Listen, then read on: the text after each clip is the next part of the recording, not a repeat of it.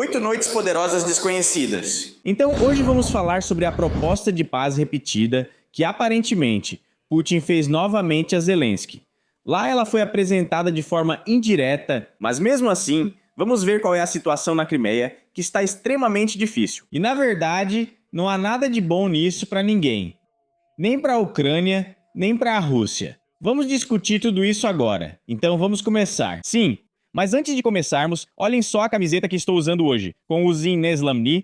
É verdade, uma manhã poderosa, mas também teremos uma noite poderosa. Então se alguém quiser, eu tenho esse merch, ele está à venda, o link vai estar aqui embaixo.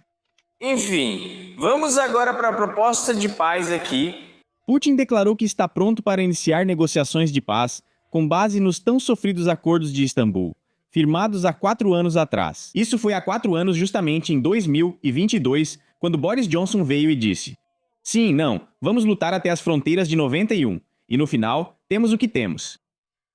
No dia 23 de junho, Putin declarou isso durante um discurso para os membros do governo. Ele reconheceu que vê ataques da Ucrânia contra alvos em território russo e declarou que os responsáveis devem garantir que esses ataques não aconteçam mais.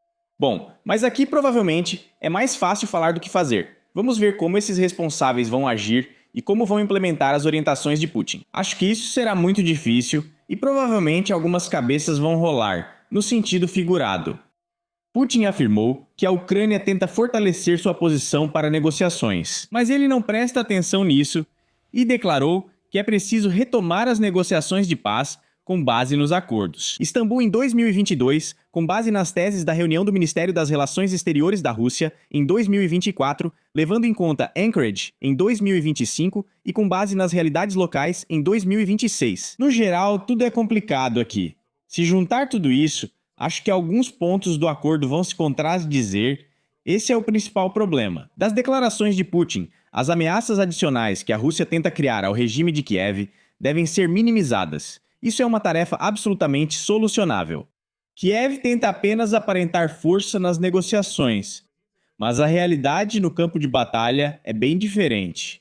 O regime de Kiev só pode ser definido como neonazista, nada parecido existiu desde a Segunda Guerra Mundial. Putin também destacou que exigiu dos funcionários a máxima atenção às áreas sob sua responsabilidade. No contexto dos ataques das Forças Armadas da Ucrânia contra alvos civis, os ataques das Forças Armadas da Ucrânia contra a Rússia, inclusive contra crianças, só estimulam os combatentes da Operação Militar Especial a cumprir suas missões de combate. Putin não vê razão para sair dos acordos de Istambul e afirma que a Rússia seguirá avançando com confiança em todas as áreas. Os princípios para as negociações são os de Istambul, Anchorage, as realidades locais e o discurso no Ministério das Relações Exteriores em 2024. Quanto aos acordos de Istambul de 2022, essas são as exigências do Kremlin para que a Ucrânia declare neutralidade eterna, como era originalmente. A recusa de entrar na OTAN. Aliás, a Ucrânia já não está sendo aceita na OTAN, e isso foi declarado repetidamente, tanto por Rutte quanto por Portagenos Mert. E toda essa turma eles não aceitam e pronto. Limitou o efetivo das Forças Armadas a 300 mil pessoas. No geral, isso não é pouco.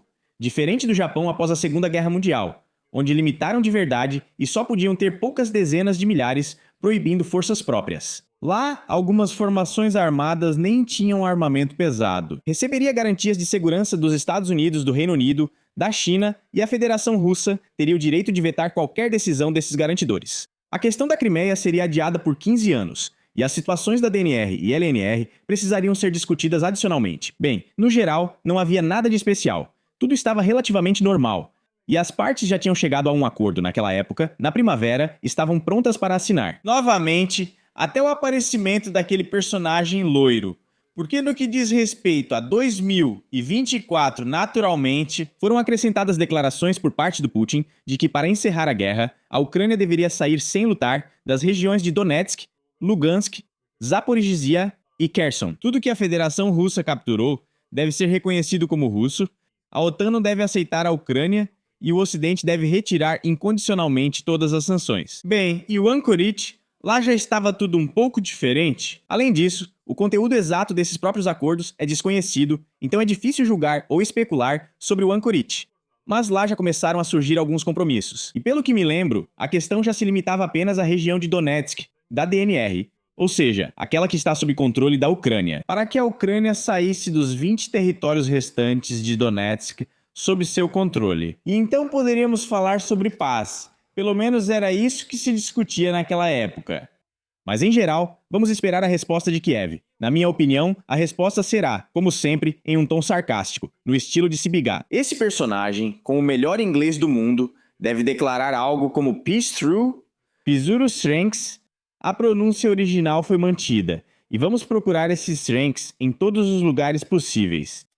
Por enquanto, a guerra continua, e as forças armadas da Ucrânia continuam atacando com drones vários objetos de infraestrutura, incluindo, por exemplo, objetos tão importantes para a logística como pontes.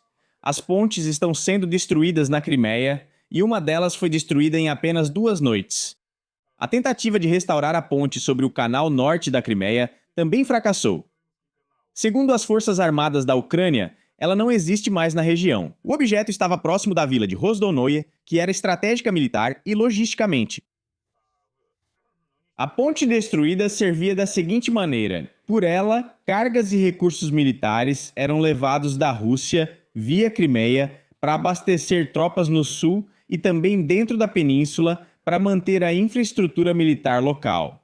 E, no final, essa ponte foi bombardeada. Ainda não está claro a que isso vai levar, mas é evidente que a logística, que já está difícil agora, vai piorar.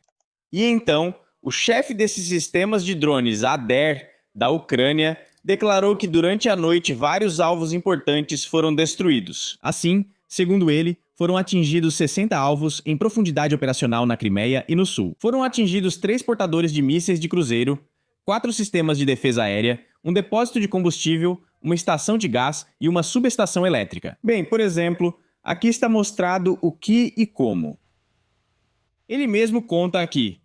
E parece que nada disso está carregando. Isso deveria ser o YouTube, mas estão todos esses mostrados. Sistemas que voam, isso é um drone, isso é logística. São aviões, aeródromos. Bem, você mesmo pode ver que aqui tudo está registrado como realmente é. Ou seja, uma quantidade bastante grande de alvos está sendo destruída. Aliás, ouvi a opinião de que a Ucrânia está mostrando tudo isso agora para esconder os fracassos na direção de Donetsk, onde muita coisa está sendo capturada pelo lado da Rússia. Mas de modo geral, vale a pena analisar e se aprofundar nessas informações. E eu vou fazer um episódio separado sobre a direção de Donetsk. Isso aí, se não me engano, é uma refinaria de petróleo pegando fogo e os danos lá são bastante graves. Ou seja, aqui estão mostrados todos os alvos que foram atingidos pelos drones desse tal Maider. E aqui tem algo na floresta também, aparentemente militar. Isso aí eu já nem sei mais o que está soltando fumaça ali. Bom, enfim, tem muita coisa sendo bombardeada aqui e... O principal, como destaca esse tal Maider, é que o trabalho foi realizado por drones de médio porte. Vamos continuar, vamos lá. Aqui, metade das pessoas só nos escreve após os ataques à Crimeia, quando estão sem luz. Por isso, o vídeo se chama Os Horrores lá na Crimeia, porque realmente estão sem luz. Eu já falei, acho que no terceiro vídeo, que os moradores da Crimeia têm que passar por isso. Repetidas vezes, é realmente um horror total na Crimeia. Em 2014 cortaram a água. E a luz deles, depois tiveram problemas. Agora tem problemas de novo. É realmente pesado. Uma região tão bonita e tanta coisa assim. Tanta violência e esses tipos de problemas. Tudo isso acontece, pode-se dizer, no paraíso. Quando estive na Crimeia, eu gostei muito de lá. Faz tempo que estive lá, é verdade. Mas mesmo assim, ficaram as melhores lembranças. Tudo bem, e aqui está o incêndio. Na usina termoelétrica de Kerch, na Crimeia, dizem que esse incêndio começou depois que bombardearam justamente essa usina. Metade da península ficou sem luz. Além disso, drones ucranianos atacaram essa área pela segunda vez em 3 dias. Também não há luz em Paturi, Evpatoria, Saki, Krasnoperekopsk, Dzhankoi e em outras regiões. A principal razão, naturalmente, são as falhas nas redes elétricas, mas sem infraestrutura, nada vai funcionar direito. Opinião oficial dos representantes da companhia de energia. Devido a falhas tecnológicas nas redes elétricas, houve corte de energia para os consumidores nos distritos urbanos de Evpatoria, Saki, Krasnoperekopsk e Dzhankoi. Bem, e aqui há também informações sobre um novo ataque ao terminal de petróleo no porto de Kerch. ao complexo de transbordo de derivados de petróleo. Resumindo, há um grande problema com os derivados de petróleo. Não é uma questão presente em todas as regiões da Rússia agora, mas isso está se espalhando, aumentando, e já não é só na Crimeia que a gasolina e outros derivados de petróleo estão sumindo, porque as refinarias de petróleo são naturalmente instalações críticas que transformam o petróleo bruto naquilo que conhecemos como gasolina, diesel e alguns outros derivados de petróleo. E sem elas, a vida da civilização moderna simplesmente não é possível, muito menos o funcionamento de instalações de caráter militar. Por isso, ao que parece, esse programa de destruição de instalações de infraestrutura da indústria petrolífera e de refino na Ucrânia foi desenvolvido por um longo tempo e agora estão sendo executados os pontos desse plano. Claro que não sabemos todos eles, mas de modo geral, com o tempo, acho que tudo isso vai ficar mais claro. A situação está tão difícil que agora já se discute até a importação de gasolina devido à queda da produção interna. É importante lembrar que petróleo não falta, o problema não é ele. Os comentaristas já me disseram. Nós temos muito petróleo, realmente uma quantidade enorme. Mas o problema é que muitos reservatórios e as próprias refinarias, os módulos que fazem o refino, foram destruídos. Mas isso não é uma picadinha de mosquito, como alguns também escreveram, é algo extremamente sensível para a indústria de refino de petróleo. Por isso agora já circulam informações de que há uma escassez aguda e um colapso na produção interna. Na Rússia, há só 1/4 da gasolina necessária, o que é grave. Para conter o colapso do combustível, o aumento dos preços, os preços e as filas nos postos de gasolina, o governo da Rússia está considerando a possibilidade de comprar combustível no exterior, além de conceder subsídios para limitar artificialmente os preços no varejo. Bem, tudo isso porque negócio é negócio, capitalismo é capitalismo, e quanto menos gasolina e outros derivados de petróleo houver, mais altos ficam os preços. Isso, no geral, eu acho que todos nós entendemos. Segundo fontes, como resultado dos ataques à infraestrutura de combustível na semana passada, a Rússia perdeu cerca de 1/4 de sua produção de gasolina. Em comparação com o indicador médio diário de junho de 2025, agora os volumes caíram para cerca de 90 mil toneladas métricas por dia. E os dados dos analistas da empresa indicam que só na primeira metade de junho, as exportações marítimas de derivados de petróleo russos caíram 15%. Devido à grave crise de abastecimento, várias regiões da Rússia já relatam restrições na venda de combustíveis. Aliás, comentei isso no meu canal do Telegram. Você pode apontar a câmera do seu celular ou tablet para esse código QR e assim você entra diretamente no canal do Telegram. Lá, as informações são apresentadas de forma concisa e muito clara. Se você não tem tempo, inspiração, não sei porquê, assista aos vídeos e o que mais. Na segunda-feira, 22 de junho, o vice-primeiro-ministro da Federação Russa realizou uma reunião fechada. Está claro que essa informação veio de algumas fontes anônimas, não minhas, é claro, mas daquelas mídias que eu utilizei. Mas aqui, pela primeira vez, ele teria levantado a questão da importação de combustível como uma opção oficial para salvar a situação atual. E depois representantes do governo também declararam que o Kremlin planeja subsidiar a gasolina importada. Para quê? Para conter os preços nos postos de gasolina, já que a escassez de produtos é um tema extremamente sensível. Então, quais são os problemas mostrados aqui nas refinarias? Há muitos deles em chamas, mas a maioria já foi afetada. Assim como na Ucrânia no inverno, acho que não sobrou nenhuma usina termoelétrica que não tenha sido atacada. Agora está acontecendo praticamente o mesmo com as refinarias. E em 13 de junho, o jornal Novaya Gazeta informou que grandes redes de postos de gasolina começaram a limitar a venda de combustível em Moscou, São Petersburgo e no Tartaristão. Em alguns postos ainda há combustível, em outros não, mas tem outro problema. Ontem li mais sobre isso. Sabe qual é? É que tanto a agricultura quanto a construção civil precisam de enormes volumes de combustível. Máquinas como guindastes, tratores de esteira ou outras desse tipo não vão até um posto de gasolina comum. Elas são abastecidas com a ajuda de cubos especiais, que são grandes recipientes em forma de cubo onde o combustível é colocado, e normalmente esses cubos já vêm abastecidos. Bem ali, seja no canteiro de obras ou em estações especiais, não exatamente nos campos. E agora nada disso está acontecendo.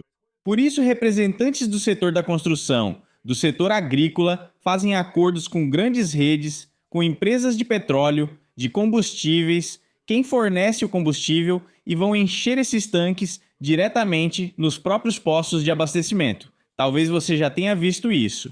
Por isso, quando também publicam fotos desses cubos e dizem que são especuladores que chegaram, não, na maioria dos casos, são justamente pessoas dos setores que mencionei. Embora eles não descartem a possibilidade de que realmente alguns especuladores venham e tentem lucrar com algo em que, em princípio, não se deveria lucrar. Mas como se sabe, quando se quer muito, sempre se dá um jeito. Então vamos lá. No final, sim. Escrevam nos comentários o que vocês acham sobre isso. Porque quando eu, aliás, escrevi, ainda quando os problemas na Crimeia estavam começando, nos comentários havia uma oposição direta entre os próprios moradores da Crimeia. Havia aqueles que diziam, aqui está tudo maravilhoso, e a gente praticamente come caviar vermelho com preto, regando tudo com gasolina ao mesmo tempo. Outros falavam, vocês estão mentindo, por que fariam isso? Se a situação realmente está difícil, por favor, escrevam o que está acontecendo com vocês e o quão grave é a situação de verdade. Seria bom também se vocês pudessem dar sua opinião sobre quando tudo isso deve se normalizar. Bem, agora vamos realmente passar para esses líderes tão poderosos. A televisão está ligada, eles serão convidados em breve, mas provavelmente primeiro vamos colocar esse personagem, que vai nos contar quem está satisfeito com seus próprios sucessos e, em geral, com essa atividade. Por que você está gritando assim? Assim, desse jeito, desse jeito. Pronto, vamos diminuir o volume desse personagem para não atrapalhar tanto vocês com o trabalho dele, mas... Escreva nos comentários, legendas. Legendas feitas por Dima Torzok. Sim. Como os negociadores não tiveram resultados, é necessário ouvir líderes influentes. Muito bem, agora ouviremos os palhaços, por favor. Desculpe. Agora chegam os camaradas que, para nós, telespectadores, não são camaradas. O historiador Poli novamente tenta expor ideias absurdas. E por que eu digo isso? Porque eu já ouvi ele contar sobre essa situação antes. Jornalistas ligaram para ele, isso foi há alguns meses, querendo fazer uma entrevista, e ele, aliás, disse que estava com dor de barriga e, na opinião dele, tinha sido envenenado por espiões russos. Mas isso foi tão estranho que, sinceramente, eu suspeitei que ele provavelmente não estava sentindo dor só na barriga, mas também naquilo com que ele pensa. Depende das circunstâncias. Isso é muito interessante. Bieli Oriol, nosso presidente, não acompanha o contexto histórico. Não é só que a Polônia quer se afirmar às nossas custas, ela não consegue muito bem se afirmar com outros.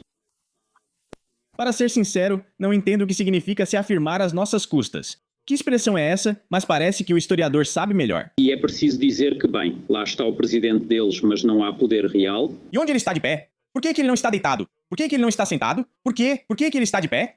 Na verdade, ele tem pouca influência sobre o que vai falar. A Polônia pouco conhece sua própria história. O historiador Poli conhece a história da Polônia. Há personagens assim, que eu só ouvi falar naquela história. Mas aqui fica claro que o tio está bem. Tudo está maravilhoso no mundo dele. Ele afirma que o presidente da Polônia não tem poder para governar, servindo só para caiar e pintar ali. Por outro lado, o historiador Poli é uma pessoa extremamente ativa, com um enorme poder de influência. Onde e como ele exerce essa influência? Bem, isso já é assunto para outra conversa. E eles estão de boa com isso. Agora dá até para fazer algum concurso de música polonesa. Muito. Não entendo o que ele fala. Se alguém souber, escreva aí, por favor. Claro que há outros também. Quem temos aqui? Aqui temos Yugotka Lyutsenko, que já foi procurador da Ucrânia, procurador-geral e também ministro do interior, mesmo sem ter formação em direito. Agora, Hugo, chegando de Kugoktov, está nos contando que a Crimeia é ucraniana. Pronto, Yura já está indo conquistá-la, já está atirando lasers pelos olhos e é isso. Nos deem os meios que garantam a ruptura da linha de frente. Deixem o Yura romper a linha de frente. A jornalista olha confusa. Que meios? Um arite ou o quê? O quê? Quando restaurarmos a soberania ucraniana sobre a margem esquerda do Dniepr e chegarmos a Melitopol, a Crimeia voltará automaticamente a ser ucraniana. Se ficarmos em Kunashir, isso automaticamente torna o lugar ucraniano? Yura é simplesmente, bem, um verdadeiro exterminador capaz de destruir tudo e todos. Eles o seguram de propósito, aparentemente nos estúdios, para que ele não vá direto para a linha de frente e não comece a destruir divisões inteiras com as próprias mãos. É como Ilya Muromets, só que ao contrário. Se a gente realmente pretende não apenas fortalecer o território, precisamos organizar a mobilização. Bom, entendi. Bom, é claro que alguém tem que fazer isso, mas não o Yura, porque o Yura não pode. Também tem o general Krimunis, que conta em um vídeo que vou mostrar, ele diz que não o deixam entrar no exército, imagina só, coitado. Bom, não deixam o general ir para a guerra, então ele tem que ficar na cozinha com a bandeira, falando sobre a redução da idade de mobilização. É fácil, diz o general, reduzir. Reduzir a idade de mobilização. Entendi. Se seus parentes, se é que ele tem, eu não sei, pra ser sincero, estão no exterior, então claro, tudo é fácil e simples. Na verdade, eu não sei onde eles estão lutando. Mas pelo que parece, 99% dos filhos dos líderes ucranianos, todos os parentes, ou estão no exterior, ou têm isenção, ou supostamente estão lutando ali, perto de Kiev, tomando um latte no bairro. Dá pra extrapolar isso também para Krivonos. Vejo a eliminação total da educação. Essa é basicamente a meta desse Krimunis. Sobreviver é o sentido secular da convocação, agora simples e presente nos campos. Sim, é simples, mas ainda morrerão mais crianças, meu Deus. Só que não são as deles. A questão é que seguem sugando. Tento mobilizar e alimentar a saída para o exterior. Resumindo, saiu para Kyrill. Precisamos de equipamentos e munição, não de pessoas. E para nós, quem somos nós? Se o general não está lutando, eu postei no canal do Telegram como ele vive a melhor vida dele, ele apareceu por aí com óculos caros no próprio carro. Agora eu vou mostrar. Achei aquele canal do Telegram que eu mostrei para vocês. Mas comparem, vocês é que têm que lutar. O general circula em um carro da moda, é isso. Agora precisamos de armas. E já que o nosso... E a conversa já é essa, que armas do senhor general, pegamos, e a conversa é essa, vamos, lutamos. Por que precisamos rebaixar as pessoas e mobilizar? Então, vamos entender. O que fazer com os milhões que escapam ou pagam para não ir à linha de frente? Eles, por exemplo, sustentam a economia. Aqui eu acho que o senhor general não entende que o país tem uma economia e que alguém precisa sustentar essa economia. O próprio general recebe salário, bom, talvez ele tenha algum limite ou outras fontes de renda, mas ele não é um elemento da economia. Tenho certeza de que ele não paga impostos, porque lá tem benefícios, vários subsídios e outras coisas do tipo. Novamente, para que o orçamento do país seja preenchido, incluindo o militar. Alguém tem que trabalhar, não milhões, alguém tem que lutar. Alguém tem que trabalhar e alguém tem que ganhar dinheiro para gastar esse dinheiro dentro do país, para apoiar o produtor nacional, para pagar impostos.